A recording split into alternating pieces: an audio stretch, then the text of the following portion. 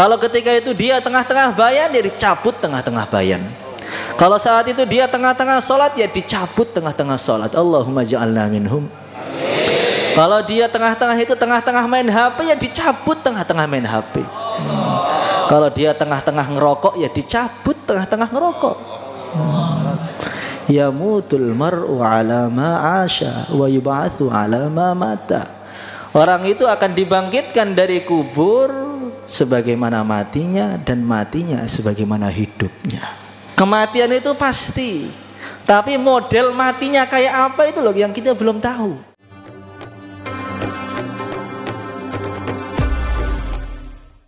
Innal hamdalillah nasta'inuhu wa nastaghfiruhu wa nu'minu bihi wa natawakkalu alayhi wa na'udzu bihi min shururi anfusina wa min sayyiati a'malina man yahdihillahu fala mudilla lahu wa man yudlilhu fala hadiya lahu. أشهد أن لا إله إلا الله وحده لا شريك له وأشهد أن سيدنا ومولانا وحبيبنا محمدا عبده ورسوله. اللهم صل على سيدنا محمد قبل كل كلام. اللهم صل على سيدنا محمد عند كل كلام. اللهم صل على سيدنا محمد بعد كل كلام. اللهم صل على سيدنا محمد عدد الأسماء والأبصار. اللهم صل على سيدنا محمد عدد ما وسعه علم الله. قال الله تعالى في كتابه الكريم: قل بفضل الله وبرحمته فبذلك فليفرحوا هو خير مما يجمعون. وقال عليه الصلاة والسلام: كل أمتي يدخلون الجنة إلا من أبى. قيل ومن يأبى يا رسول الله صلى الله عليه وسلم؟ قال رسول الله صلى الله عليه وسلم: من أطاعني دخل الجنة ومن عصاني فقد أبى.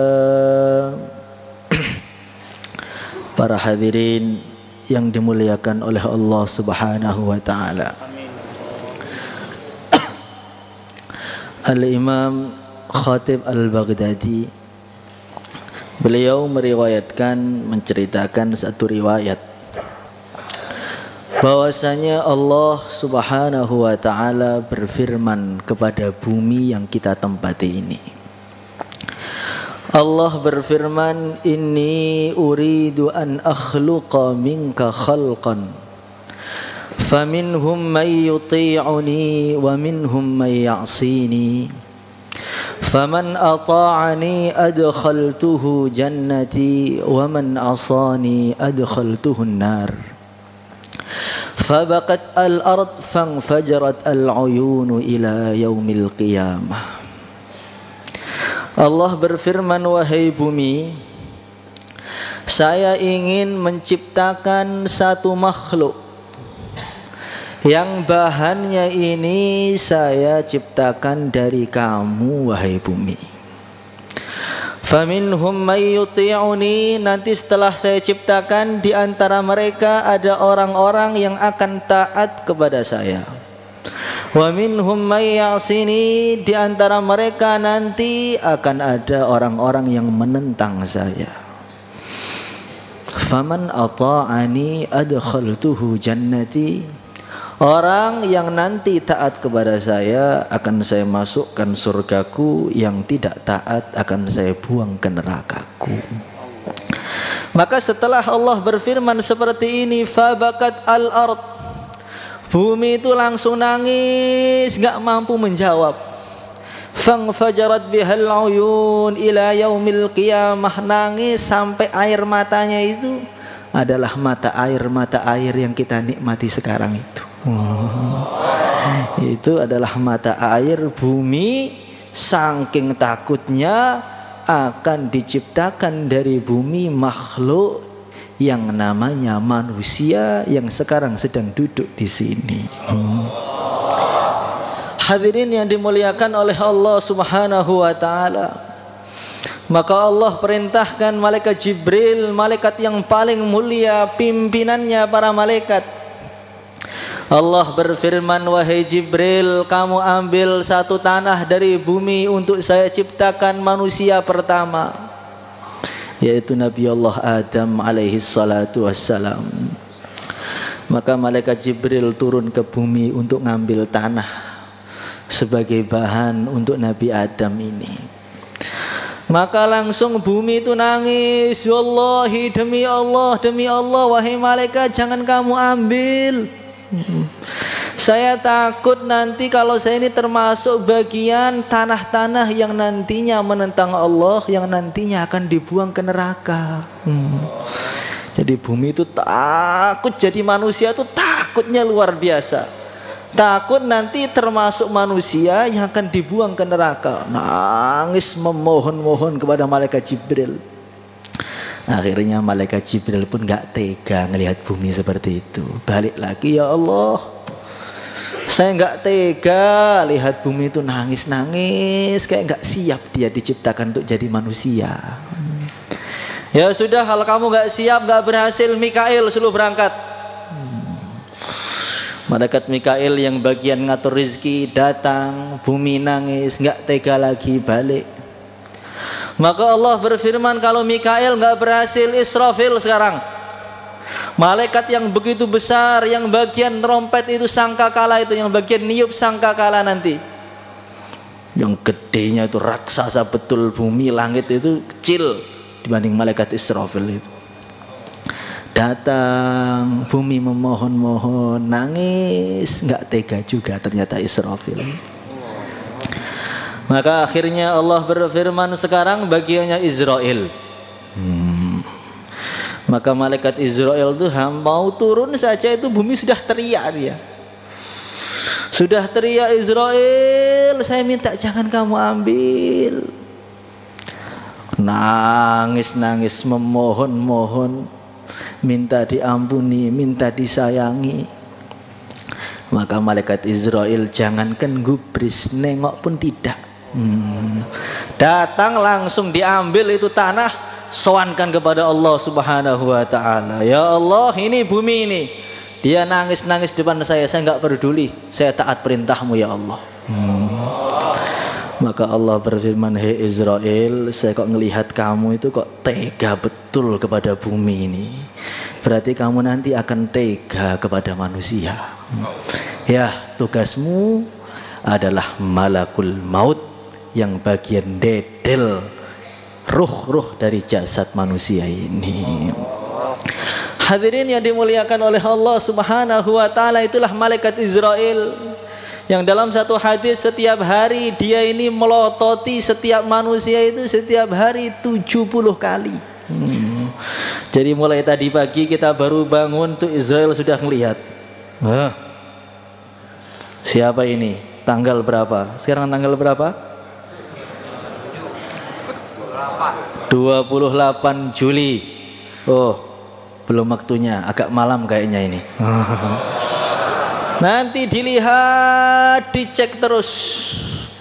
Sampai dalam satu hadis, kalau ada orang yang ketawa pas Israel itu melotot, maka Israel bilang, ya ajaba, bu'ithtu li'aqbidha ruhaka wa anta dhahik. Kamu itu kok aneh betul manusia ini, dia gak kenal saya ya. Saya datang ke sini untuk nyabut nyawa dia, kok dia bisa ketawa terbahak-bahak. Itu setiap hari, setiap kita tertawa, Israel ngomong seperti ini. Loh, ini malah senyum lagi, ini gimana? Bisa-bisanya dia ini. Dia datang kepada orang-orang yang sedang bayan, satu persatu didatangi, dipelototi matanya satu persatu. Ini nggak lama lagi bayan kok bisa ngantuk ini, ya Allah. Dia apa lupa dengan saya ini. Hadirin yang dimuliakan oleh Allah Subhanahu wa taala, itulah namanya Israel, itu seperti itu. Yang setiap manusia pasti akan jumpa dengan dia. Walikulli ummatin ajal, fa idza jaa ajaluhum la yastakhiruna sa'atan wa la yastaqdimun. Setiap umat, setiap bangsa, setiap kurun itu ada ajalnya. Ketika ajalnya sudah tepat, gak akan maju sedikit pun, gak akan mundur sedikit pun. Pas. Nyabutnya itu pas. Kalau ketika itu dia tengah-tengah bayan, ya dicabut tengah-tengah bayan. Kalau saat itu dia tengah-tengah sholat, ya dicabut tengah-tengah sholat. Allahumma ja'alna minhum. Kalau dia tengah-tengah itu tengah-tengah main HP, ya dicabut tengah-tengah main HP. Kalau dia tengah-tengah ngerokok, ya dicabut tengah-tengah ngerokok. Yamutul mar'u ala ma 'asha wa yub'atsu ala ma mata. Orang itu akan dibangkitkan dari kubur sebagaimana matinya, dan matinya sebagaimana hidupnya. Kematian itu pasti, tapi model matinya kayak apa itu loh yang kita belum tahu. Maka ada seseorang, saya ngelihat sendiri itu, hidupnya itu sukanya ngerokok terus. Rokok itu nggak tahu jelek atau enggak, itu ahli fikih yang akan membahas. Yang penting itu hidupnya itu ngerokok terus.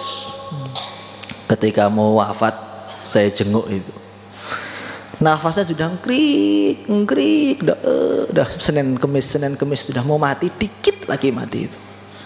Tiba-tiba dia sadar, apa yang dia minta saat itu kepada anak-anaknya, berikan kepada saya rokok, berikan kepada saya rokok. Maka anaknya mengatakan, Pak, engkau sedang sakit, nanti kalau sembuh ngerokok 1 truk sudah. Enggak, saya sembuh atau enggak sembuh enggak penting, yang penting saya minta rokok. Ini enggak nakut-nakuti ini. Ini cerita. Sampai di Yaman itu ada orang mau dihukum mati, ditanya, permintaan terakhir kamu apa? Minta surya, Pak. Bukan minta sholat 2 rakaat, bukan. Minta gudang garam dia. Ngerokok, setelah selesai baru dihukum mati. Inna lillahi wa inna ilaihi raji'un. Hadirin yang dimuliakan oleh Allah Subhanahu wa ta'ala, kalau orang hidupnya amal agama, dakwah, nanti akan mati mudah dalam dakwah. Kalau orang itu hidupnya sering zikir, Allah, nanti matinya juga mudah dalam zikir. Kalau orang matinya itu ta'lim, sibuk ngarang kitab, sibuk nerangkan agama, nanti matinya juga dalam keadaan ta'lim. Hadirin yang dimuliakan oleh Allah Subhanahu wa ta'ala. Tapi kalau orang dalam otaknya itu dunia, ini tokonya belum selesai, ini kontrakannya belum selesai, ini kreditnya belum selesai, mikir terus, nanti matinya ya tengah-tengah ngurus toko. Hadirin yang dimuliakan oleh Allah Subhanahu wa ta'ala. Dan malaikat Israel itu nggak mau kompromi, maju dikit, ini mau sholat Pak, dia masih habis itu biasanya sholat. Tunggu sholat dulu lah. Enggak. Pokoknya kalau jatahnya, menitnya pas, ya saat itulah harus dicabut. Maka cerita yang ma'ruf itu, ada Nabi Sulaiman sedang berbicara dengan teman akrabnya, ngobrol dengan begitu seru.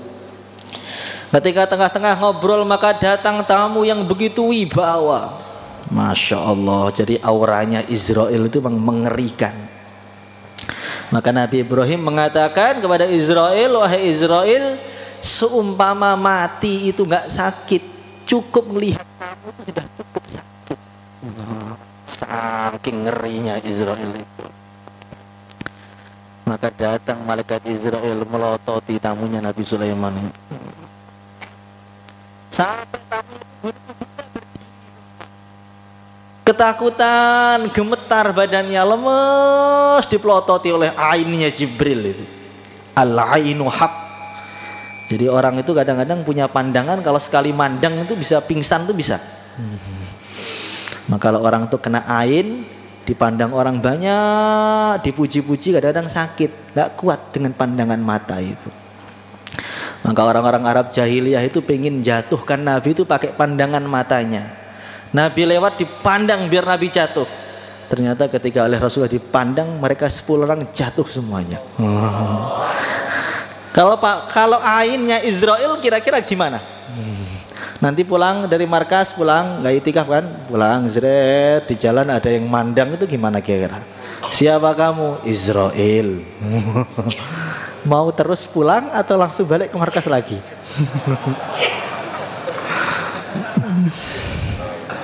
Hadirin yang dimuliakan oleh Allah Subhanahu wa taala, maka dia bilang pada Nabi Sulaiman, "Ya Nabi Allah, izin toh saya itu pinjam itu angin kamu, saya pengen pergi ke negeri yang jauh, yang ratusan ribu kilo itu, saya takut dengan orang itu."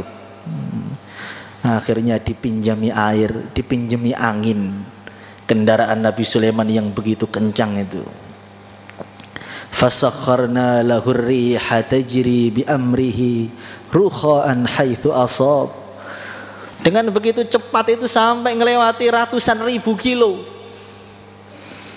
Ketika dia sudah berangkat, maka Israel bilang kepada Nabi Allah Sulaiman, "Ya Nabi Allah, saya datang ke sini, saya pelototi itu temanmu itu. Karena saya lihat di datanya itu hari ini jam sekian dia akan mati di negeri yang jauh itu, yang kalau jalan kaki nggak mungkin cukup, harus beberapa bulan atau beberapa tahun."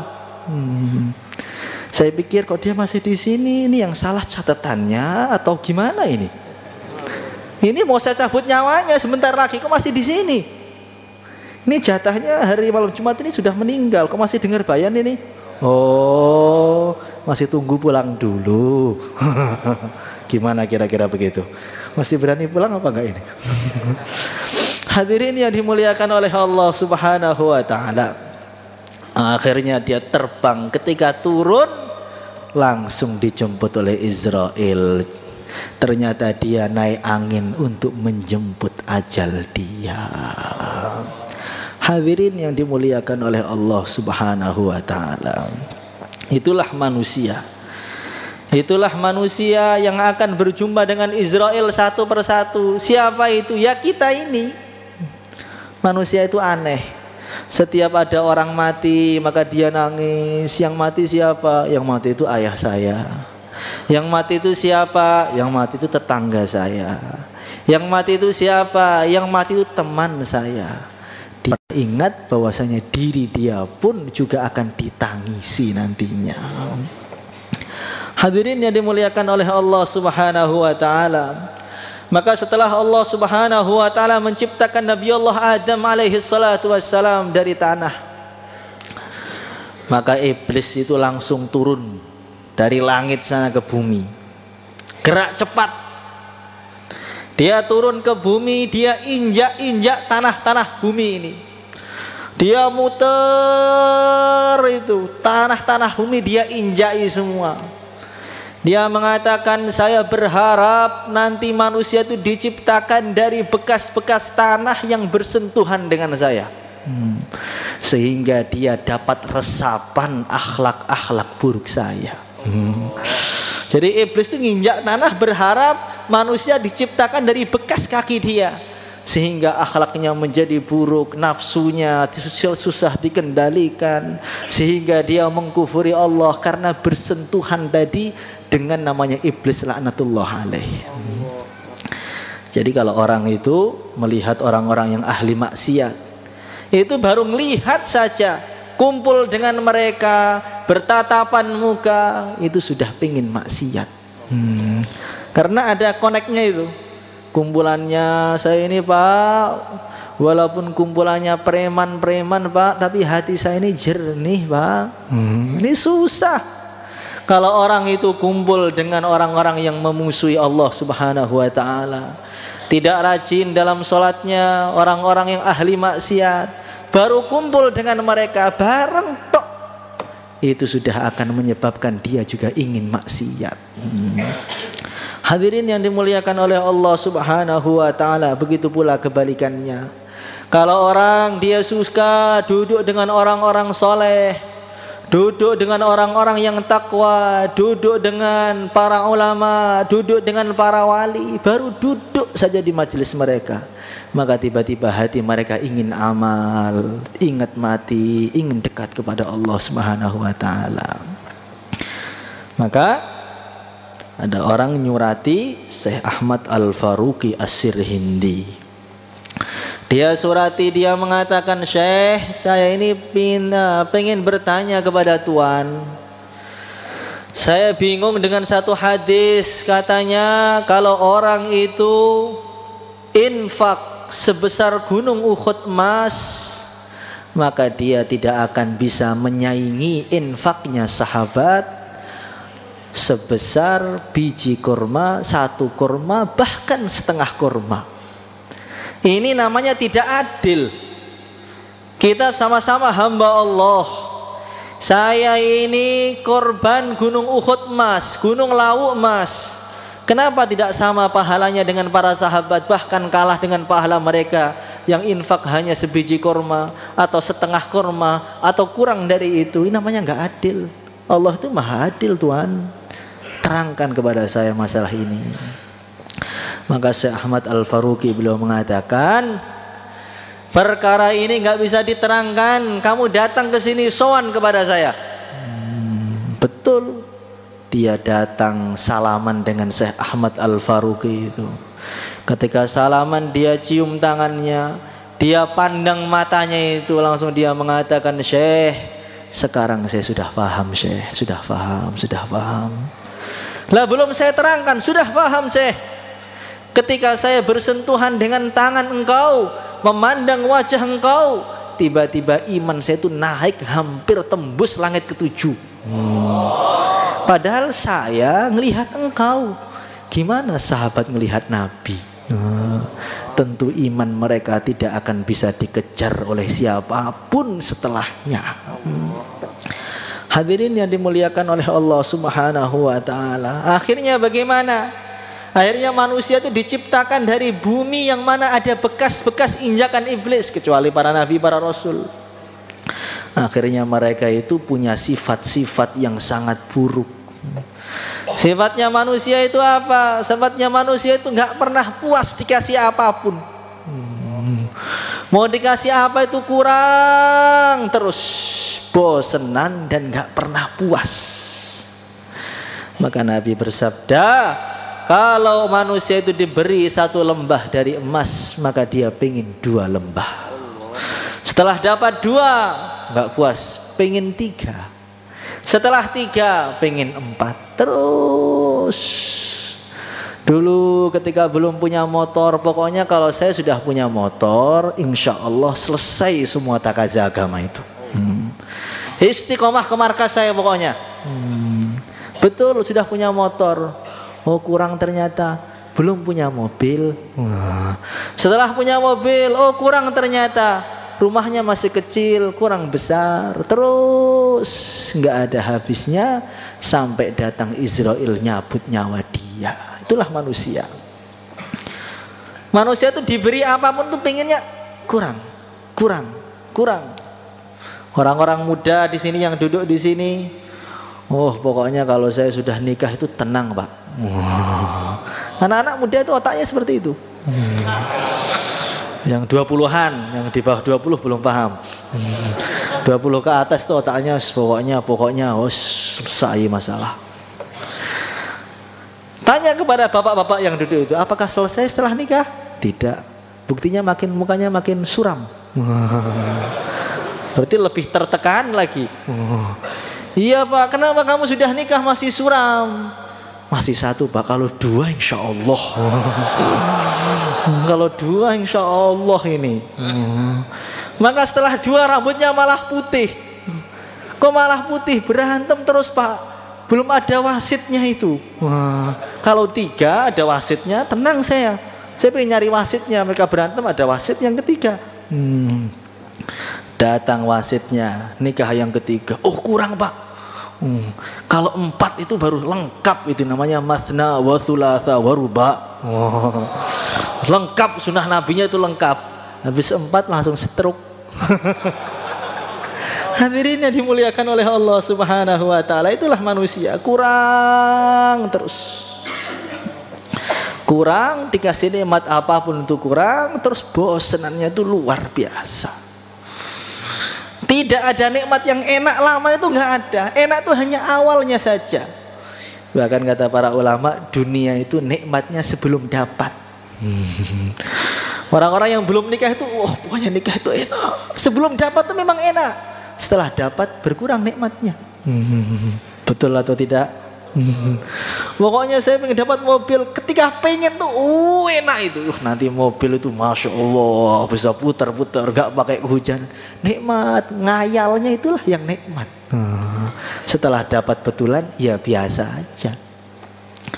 Maka dulu Bani Israel ini adalah bangsa yang sangat dimuliakan oleh Allah Subhanahu wa taala. Bani Israel itu diberi nikmat, wa anni faddaltukum 'alal 'alamin. Ya Bani Israel, dzkuru ni'mati allati an'amtu 'alaikum wa anni faddaltukum 'alal 'alamin. Nikmat itu begitu banyak betul pada Bani Israel itu. Kurang apa coba? Kalau dia jalan itu di padang teh itu, wa dhallalna 'alaikumul ghamam. Kalau dia jalan itu Bani Israel itu di atasnya itu ada mendung yang menaungi dia kemanapun dia pergi.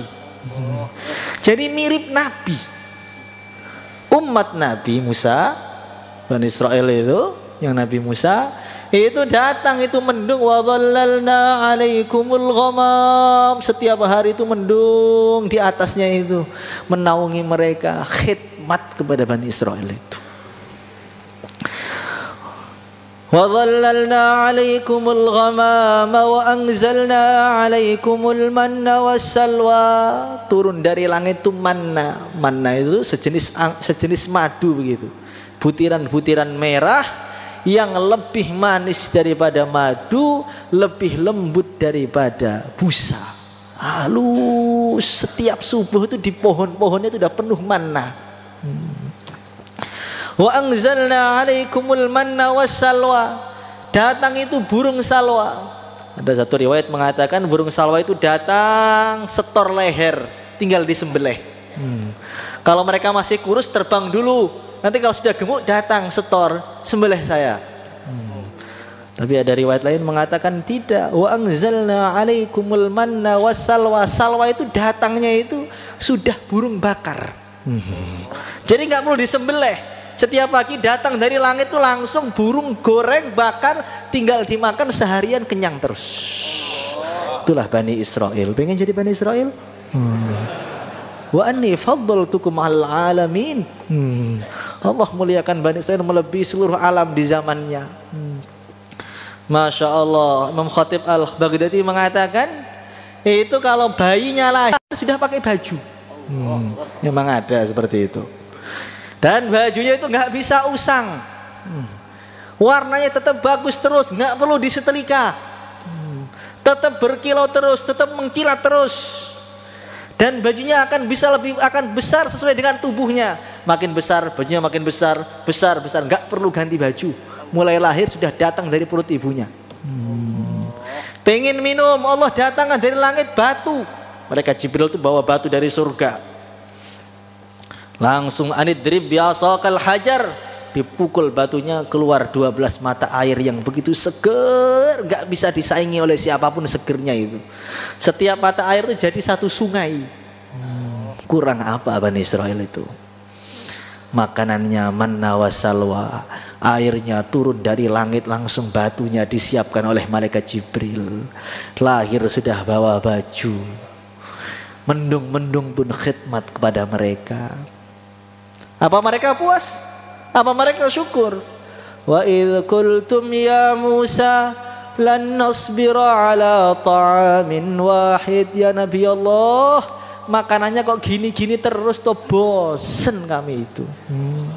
Lan nasbira ala ta'amin wahid, menunya kok cuma satu, mana salwa, gak sabar kami ini. Fad'u lana rabbaka yukhrij lana mimma tunbitul ardu min baqliha wa kithaiha wa fumiha wa adasiha wa basaliha. Kami itu dengan yang langit-langit itu bosen, pengen yang dari bumi. Kan wa dzallalaikumul ghamam wa anzalna alaikumul manna wassalwa. Manna salwa dari langit, mendung dari langit, batu dari langit, semua langit, bumi gitu loh. Kami pengen bakliha, sayur-sayuran, wa kithaiha, timun, wa adasiha, pengen itu bawang putih. Wa fumiha, bawang putih, wa adasiha, kacang adas, wa basoliha, bawang merah. Begitulah, ada bawangnya, ada timunnya, kayak pecel ini enak tuh. Mana salwa. Bosen. Padahal itu makanan ahli surga, itu enaknya luar biasa. Awal mereka makan tuh saking enaknya matanya keseliu saking enaknya itu. Tapi lama kelamaan bosen juga. Itulah manusia. Maka Nabi Musa tuh ngamuknya luar biasa.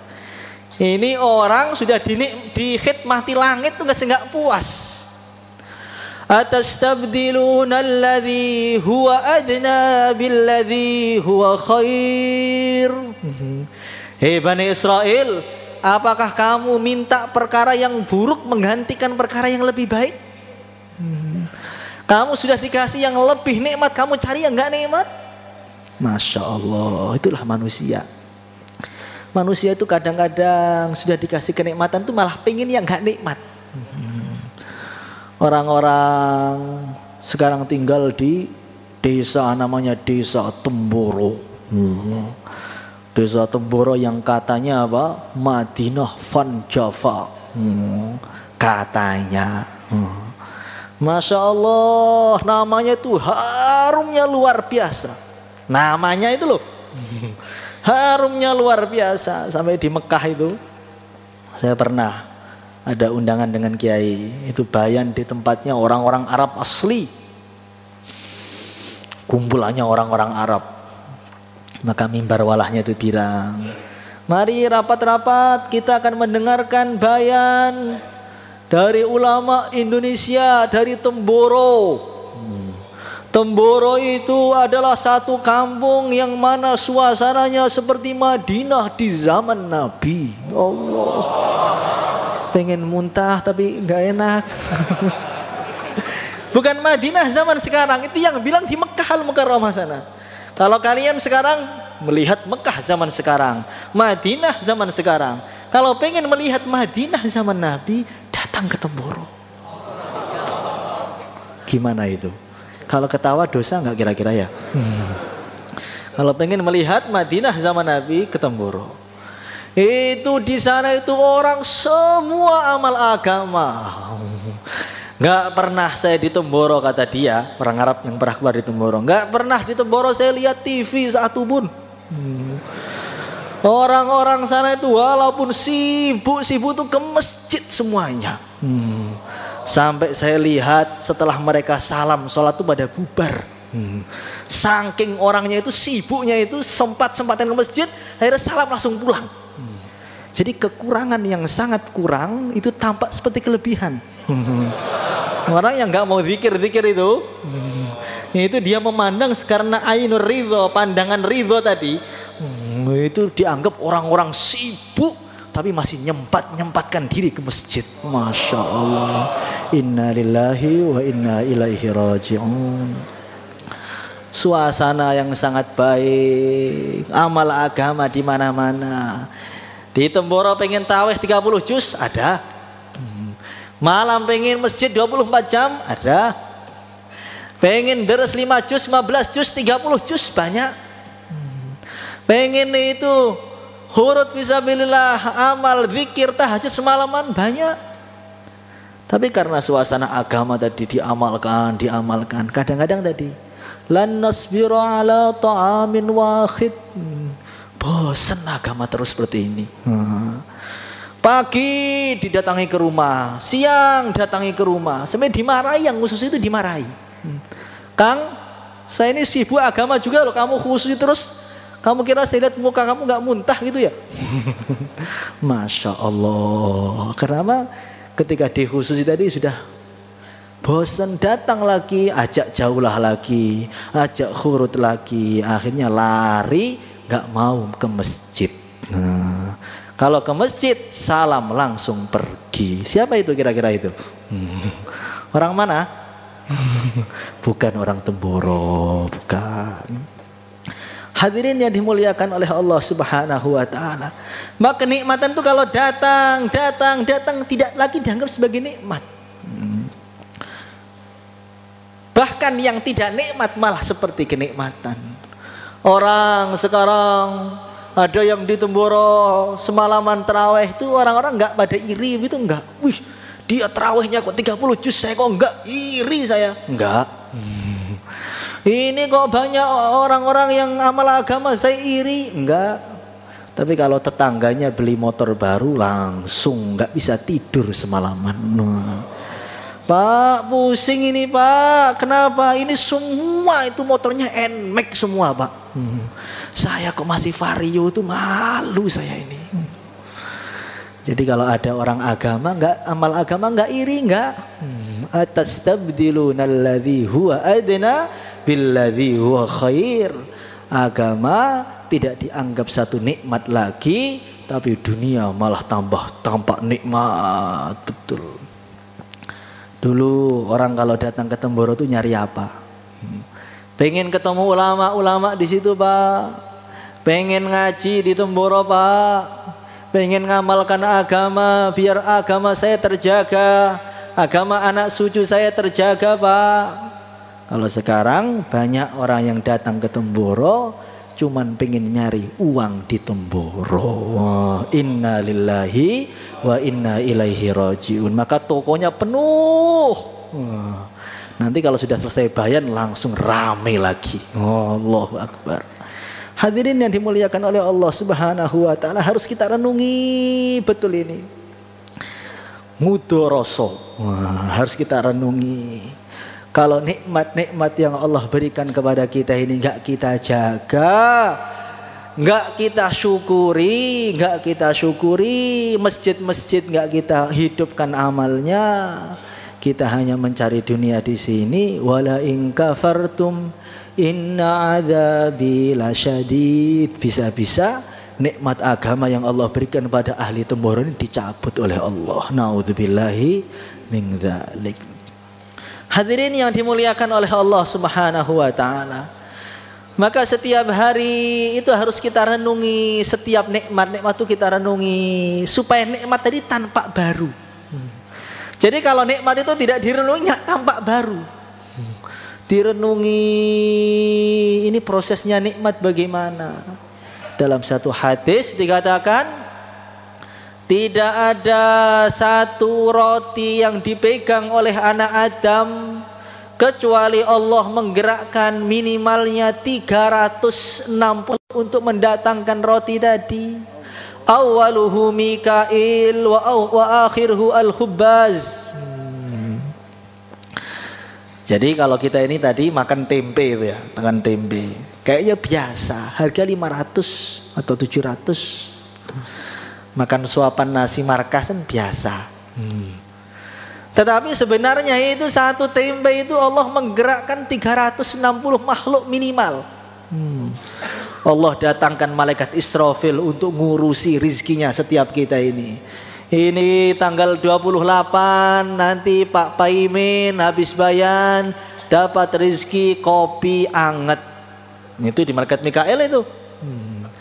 Maka malaikat Mikael instruksikan itu malaikat Israf, malaikat yang bagian ngatur mendungnya diatur biar hujan, biar pohon kopinya bisa hidup. Maka ada malaikat yang menggerakkan mendung, ada malaikat yang menurunkan hujan, ada malaikat yang mengairi, ada malaikat yang gerakkan matahari karena pohon kalau nggak ada matahari bisa mati. Ada malaikat yang gerakkan angin supaya pohonnya jadi subur. Ada malaikat yang menahan dari serangan-serangan itu hewan-hewan. Masya Allah. Kemudian dipanen oleh tukang pak taninya. Pak taninya nggak akan bisa panen kalau nggak punya jantung. Jantungnya kalau punya, kalau nggak ada tangan juga nggak bisa.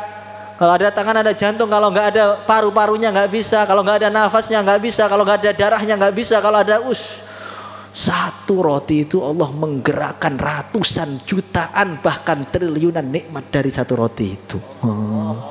Maka kalau orang mensyukuri satu roti, alhamdulillah, itu pahalanya kayak mensyukuri jutaan nikmat Allah. Tapi kalau nanti dikasih makanan kok sepet ini berarti dia mengkufuri juga ratusan bahkan jutaan nikmat Allah. Maka Rasulullah Shallallahu Alaihi Wasallam, ada sahabat itu datang. Ini bagaimana akhlak Nabi ini.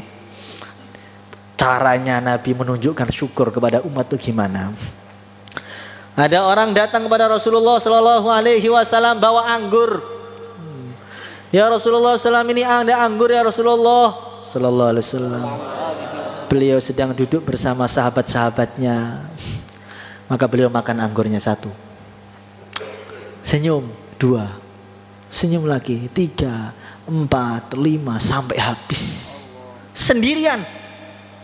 Sahabatnya melongo semua. Biasanya Nabi bagi-bagi, enggak bagi-bagi ya. Sampai yang beli tadi senang, alhamdulillah Nabi senang dengan anggur saya itu sampai habis semua anggurnya itu. Setelah yang beri pergi, sahabat-sahabat tanya, ya Rasulullah Sallallahu Alaihi Wasallam, biasanya engkau kalau ada makanan kan kita dibagi dapat kecerannya itu. Tadi saya lihat kok anggurnya dimakan sendiri, ada apa ya Nabi Allah? Kamu nggak tahu. Ketika saya makan anggur itu rasanya sepet. Maka saya makan yang kedua, ketiga, biar semua saya makan saya. Nanti kalau saya kasihkan kepada kamu, kamu akan berubah, sepet gitu. Nanti kamu akan mengkufuri nikmat Allah. Kemudian orang-orang itu yang ngasih akan sakit hati, akan sedih. Oh gak enak ternyata anggur saya. Maka saya makan sendiri aja, biar kalian itu bisa mensyukuri nikmat Allah juga, biar dia gembira juga. Gimana? Nanti kalau makan dari dapur kok agak busuk, diam aja. Oh enak nih Pak. Nanti tiba-tiba muntah gak apa-apa. Itu namanya menghargai yang memberi. Jangan dikasih kopi langsung terang-terangan, Pak. Kopimu tuh kayak uyuh jaran. Masya Allah. Inilah manusia. Hadirin yang dimuliakan oleh Allah Subhanahu Wa Taala. Manusia itu kalau nggak diterima kasih itu paling sakit hati. Tapi manusia itu kurang berterima kasih kepada Allah. Coba kalau kita ngasih istri kita, dikasih uang, kok nggak terima kasih, kok mukanya muram, itu keluar rumah itu pisuh. Saya sudah kerja dari pagi ngasih istri, nggak ada terima kasihnya. Memang betul sedekah Rasulullah Shallallahu Alaihi Wasallam. Sabda Nabi itu betul, kebanyakan ahli neraka ya wanita itu. Mereka itu sering untuk firna la'na, sukanya itu banyak nyaci, ngelaknat orang dan ngufuri suaminya, ya itu betul. Perempuan itu nggak pernah syukur Pak, emang Pak. Baru ngasih sekali nggak syukur itu udah sebelnya itu 2 hari nggak mau, kapok pokoknya, nggak usah kasih lagi. Biar terasa dia itu nggak tahu keringatnya suaminya kayak apa. Kalau kita ngasih orang, nanti orang itu nggak mau terima kasih itu udah, dia itu nggak tahu balas budi itu Pak. Itu perongonnya itu. Seperti itu manusia. Tapi kita diberi oleh Allah nikmat jutaan, tapi syukurnya jarang-jarang. Allah masih ngasih kita terus. Allah. Kalau kita renungi, duduk di sini itu loh sudah miliaran, triliunan nikmat. Duduk dengan orang Islam di majelis agama, di masjid Allah, malam Jumat, dikala orang-orang yang banyak di pinggir jalan sedang ngopi, mangkring di pinggir jalan, main HP. Ini duduk di masjid, dengarkan hadis Nabi, nikmat besar. Tetapi bagaimana di otaknya? Kapan bare Pak? Muni ae ngoceh terus iki. Bagaimana? Ada yang begitu enggak? Enggak ada insyaallah. Hadirin yang dimuliakan oleh Allah Subhanahu Wa Taala. Maka bagaimana kita renungi lagi? Maka ulama-ulama zaman dahulu itu Sering mereka itu merenung, diam dan senyum. Diam dan alhamdulillah. Diam alhamdulillah. Padahal secara zahir itu enggak dapat nikmat apa-apa. Ada ulama besar itu setiap habis subuh itu diam, senyum. Alhamdulillah. Senyum lagi, alhamdulillah. Kenapa, Syekh? Kok senyum sendiri kayak orang gila loh, Syekh? Wah, kamu tuh enggak paham. Saya ini baru ngulang-ngulang nikmat Allah, baru dapat 70 nikmat sudah gembiranya pol hari ini saya. Jadi kalau kita renungi itu nikmat kita ulang-ulang, itu sudah baru dapat 20 sudah senyum terus. Orang-orang banyak yang sakit hari ini di sini sehat-sehat, nikmat besar. Masya Allah. Kalau kita renungi, nanti kita ini hidupnya itu banyak syukurnya, sedikit mengeluhnya. Tapi kalau tidak direnungi satu persatu, hidupnya cuma mengeluh. Tok ketemu orang itu, Pak, masalah itu banyak, Pak, ternyata ya. Pak, dunia itu gini, Pak ya. Pak, dunia itu nggak enak ternyata, Pak ya. Terus setiap orang dicurhati semua, statusnya isinya curhat semua.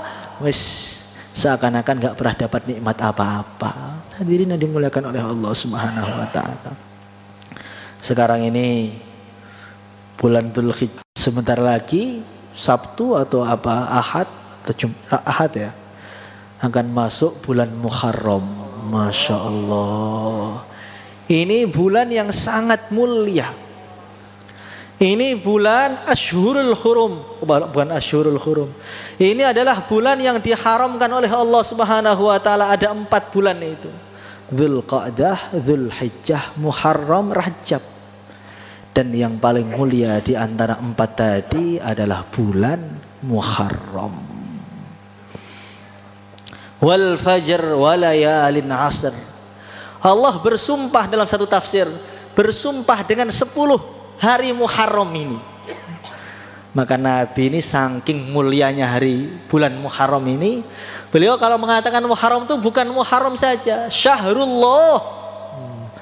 Muharram itu adalah Syahrullahil Muharram. Ini adalah bulannya Allah.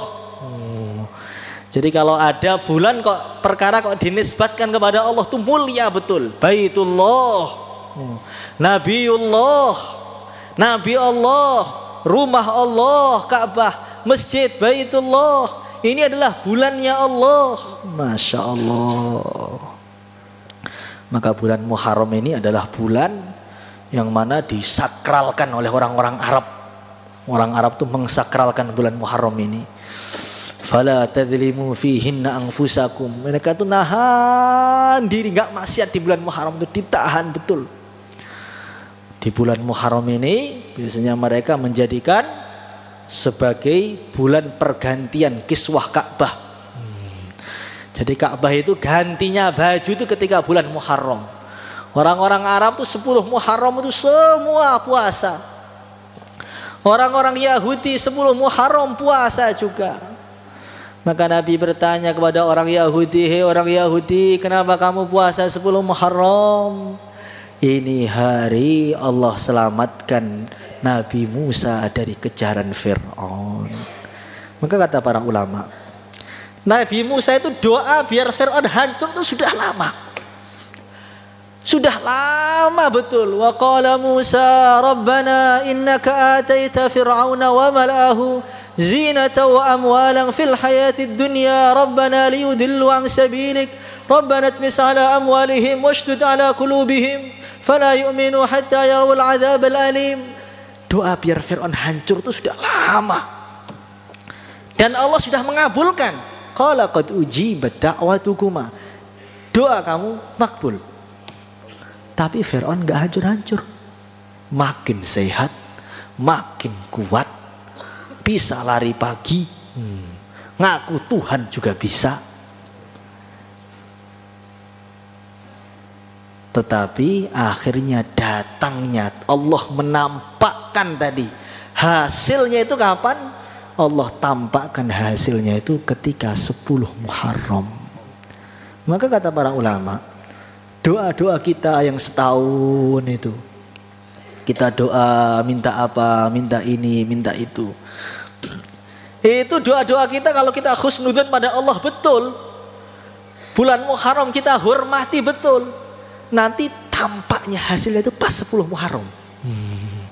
Yang doa, ya Allah saya belum laku-laku ya Allah, minta istri, pas 10 Muharram nanti akan datang mertua itu, kamu harus nikahi anak saya. Kalau enggak awas pokoknya. Nikah anak saya pokoknya ini sudah ada rumahnya semua, harta untuk kamu semua. Pas 10 Muharram. Gimana niat? Yang doa, ya Allah saya belum punya anak, ya Allah belum punya anak. Pas 10 Muharram tiba-tiba positif langsung hamil punya anak.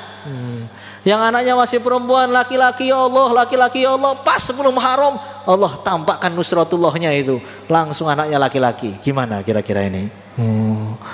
Yang minta itu ya Allah, hutangnya itu ya Allah, ini akhir bulan makin tumpuk hutangnya ini ya Allah. Pas 10 Muharram semua Allah kabulkan semua, tampakkan semua hutangnya hilang semua, dilunasi semua. Bagaimana? Siap? Hadirin yang dimuliakan oleh Allah Subhanahu wa taala, man wassa ala iyalihi. Nanti di bulan Muharram, 10 Muharram ini ada amalan, yaitu melonggarkan keluarganya. Siapa yang melonggarkan keluarganya, Allah akan melonggarkan rizkinya selama 1 tahun. Maka berpikir betul dari sekarang ini, masih seminggu lagi lebih itu. Saya siapkan apa untuk istri saya, biar nanti ada hadiah untuk istri saya, biar gembira dia.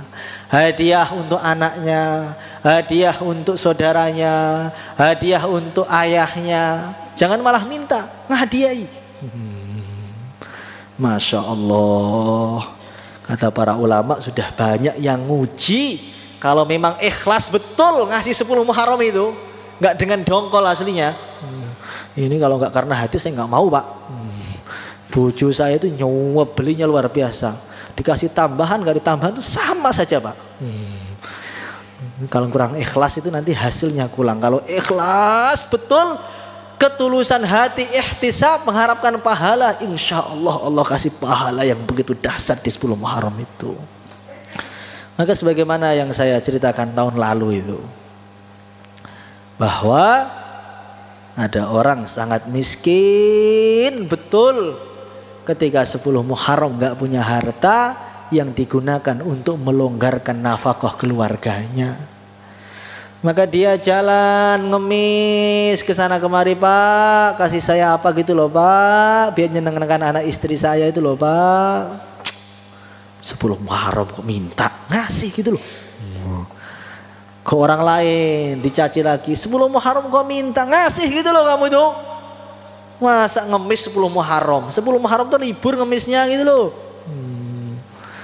Putar sana ditolak, di sini ditolak, sampai datang ke masjid namanya Masjid Amr bin As.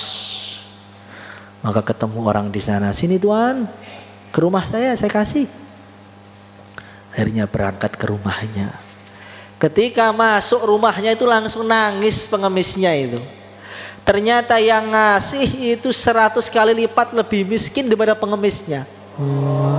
Di rumahnya nggak ada perabotnya, nggak ada kasurnya, nggak ada bantalnya, nggak ada lemarinya, nggak ada kompornya, nggak ada tekelnya, tanah tok. Atapnya pun bocor. Maka pengemisnya nangis, di rumah saya walaupun saya ini miskin masih ada lah lemari, baju, beras 2 kilo, 3 kilo masih ada lah.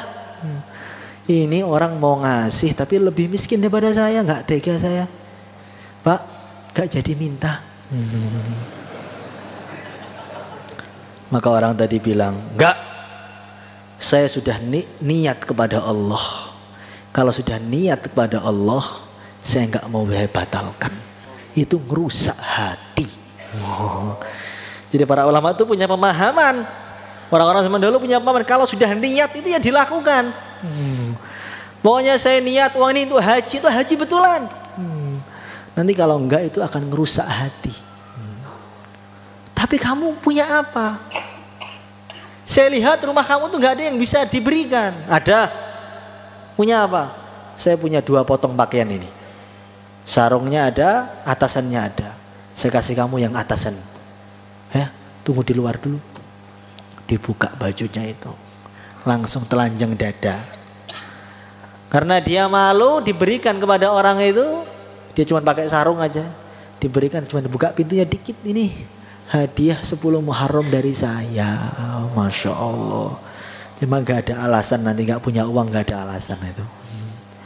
Maka yang dikasih itu nangis, ya Allah, ganti dia yang lebih baik ya Allah, 10 kali lipat, 1 juta kali lipat, 100 juta kali lipat, 1 miliar kali lipat, 1 triliun kali lipat ya Allah. Maka laki-laki tadi mau keluar, gak punya baju, cuma pakai sarung, malu. Akhirnya tidur. Tidurnya gak pakai alas, gak punya alas. Gak pakai bantal, tanah gak ada bantalnya. Apalagi selimut, terlalu jauh. Tidur di bawah lantai tanpa ada karpetnya, tanpa ada tekelnya, langsung nempel lantai. Sebagaimana kita nanti kalau dikubur. Dikubur itu nggak ada kasurnya Pak. Bagaimana? Sudah siap? Kok dari tadi kok siap-siap terus, ini gimana ini? Hadirin yang dimuliakan oleh Allah Subhanahu wa Ta'ala.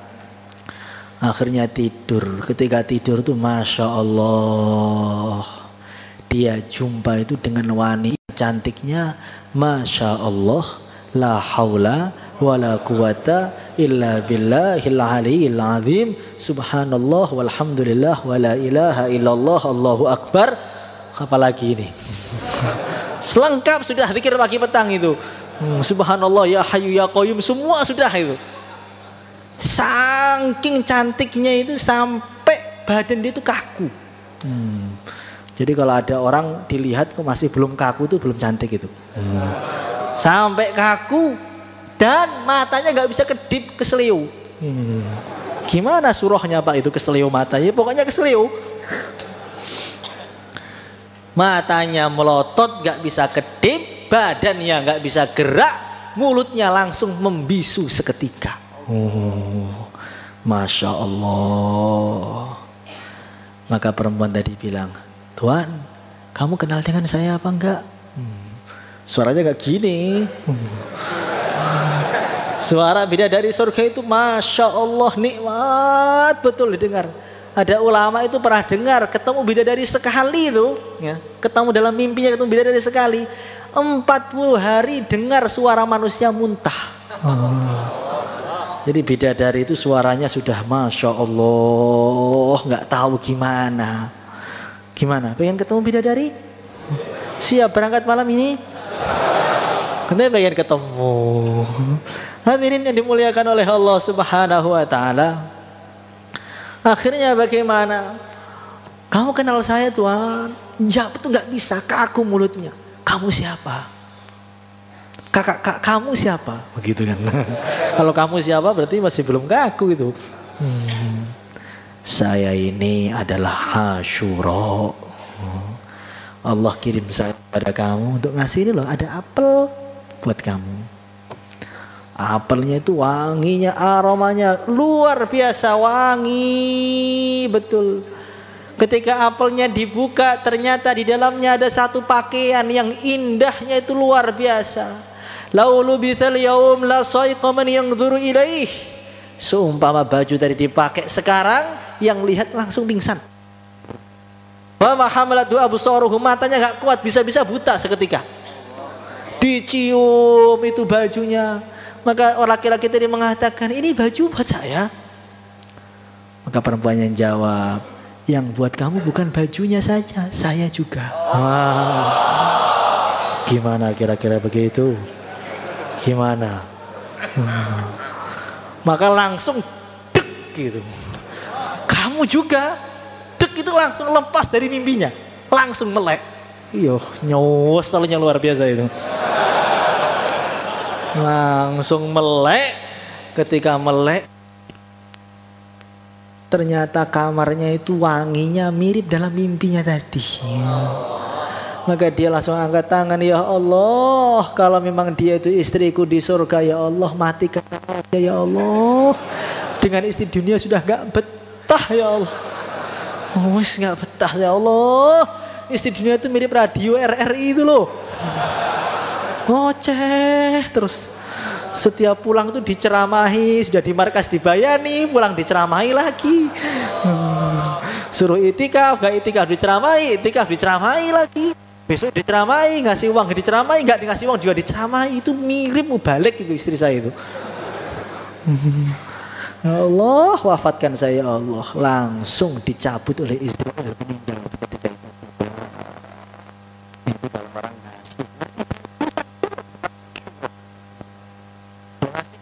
Berapa Asyura itu? Ngasih 6, ngasih 7. Maka dari sekarang sudah disiapkan semua uangnya itu. Pokoknya 10 Muharram sedekah sebanyak-banyaknya. Jangan nunggu ngasih orang ngasih, tapi kita yang ngasih. Yang butuh pahala itu saya. Sekarang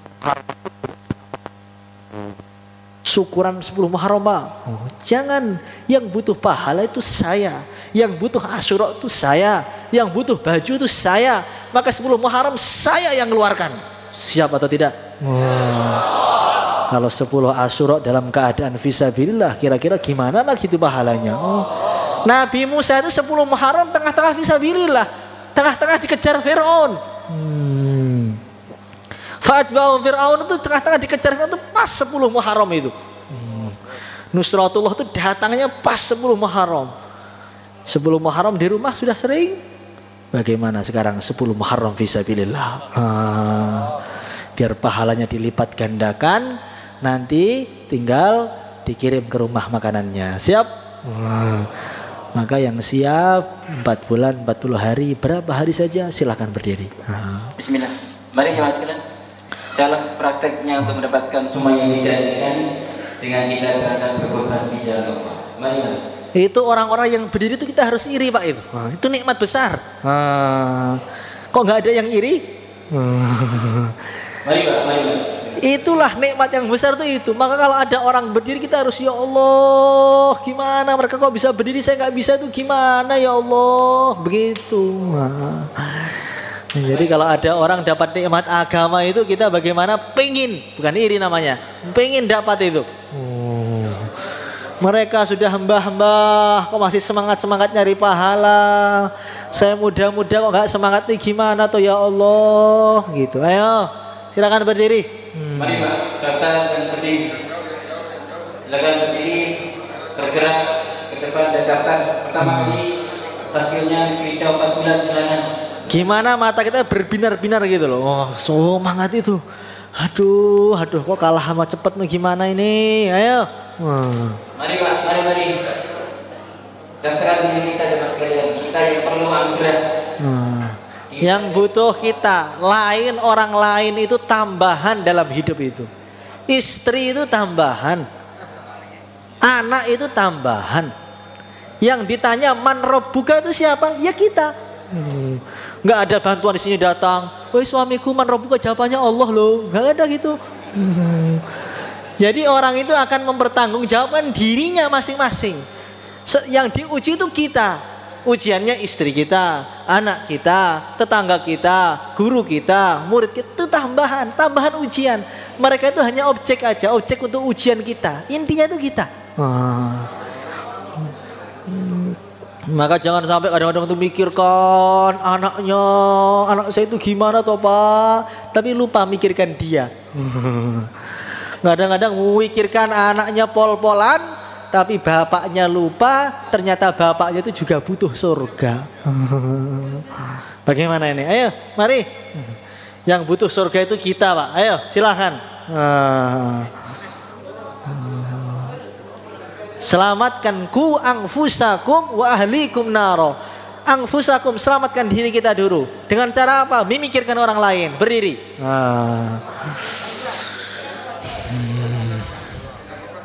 Masya Allah. Negeri jauh ini mau istimewa ini. Kita ramaikan istimewa. Setiap orang bawa 10 orang. Siap atau tidak ini? Bawa 10 orang datang tanggal 25. Ya. Mari. Silakan berdiri. Jamaah-jamaah yang sudah siapkan dari masing-masing kawasan, masing-masing alamat, silakan. didaftarkan.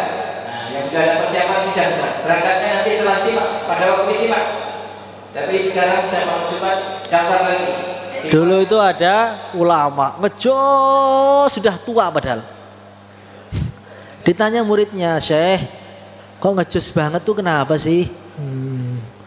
Yang tenang amal agama itu ya pelan-pelan lah, asal kelakon gitu loh. Maka dia jawab, saya itu aslinya pengennya ya kayak kamu gitu loh. Tenang, hidup tuh tenang katanya. Cuman saya itu kan balapan sama Israel. Kalau Israel dulu gimana dong? Kalau saya dulu ya santai. Kalau Israel dulu, ayo, ayo mari balapan sama Israel ini. Mari. Niat dulu. Selanjutnya Oh. Silakan. 4 bulan berapa hari silakan. Berapa hari silakan berdiri. Mari. 4 bulan berapa hari. Termasuk jamaah 10 hari dalam rangka jamaah tiar. Jamaah tiar untuk sukses sukses istimewa. Ayo. Kum fa'angdir wa rabbaka fakabbir. Agama itu kum berdiri. Jamaah 10 hari silakan berdiri Pak. Jamaah 10 hari. Nanti bayar selepas bayar ini. Mari silakan. Langsung berkat. 10 hari Pak, Masya Allah. Kan ada pertemuan besar, istimewa besar di sini Insya Allah. Mari bergerak. Kalau nanti istimewanya rame, orang lihat asbab hidayah, kita dapat pahalanya juga ya, Masya Allah. Mari. 10 hari, jamaah tiar. Sudah, nggak usah 4 bulan, 10 hari aja. Kalau 4 bulan terlalu tinggi surganya, nggak usah tinggi-tinggi. 10 hari aja, ayo. Mari. Jangan terlalu tinggi surganya. Bawah aja. Ayo, silakan 10 hari. Masya Allah. Terakhir Mas Surat sekalian. Mas Surat yang keluar 3 hari, 10 hari atau berapa hari saja silakan takut di pasti sebelah selatan. Mari jamaah Mas Surat, silakan. Jamaah Mas Surat. Langsung daftar ke tim taskir. Mari. Sekali lagi yang 10 hari silakan daftar. Jamaah Surat atau berapa hari saja. Sini niatnya hanya untuk pengajian. Termasuk jamaah setahun sekalian. Jamaah setahun Berdiri kumpul. Berdiri jamaah setahun. Mari jamaah setahun. Yang sisa masa sedang bergerak, masih ada di markas, silakan jamaah setahun. Kumpul tahapun dengan Ustaz Maimon. Silakan. Jamaah setahun, jamaah Ustaz yang sedang bergerak atau akan bergerak. Silakan. Masya Allah. Mari. Semua rekan taskir yang sekalian. Masya Allah. Sampai semua terdaftar, kemudian besok diberangkatkan rombongan. Mari. Masuk 10 hari, Ustaz silakan. Jamaah setahun silakan. Ustaz silakan. Masya Allah. Yang niat, yang belum berangkat tapi niat, Ustaz pesantren yang masih ada dalam pondok, selesai daurah atau khusus ataupun yang ada di kampung silakan. Mari. Mungkin itu saya bisa sampaikan, kurang lebihnya minta maaf. Assalamualaikum warahmatullahi wabarakatuh.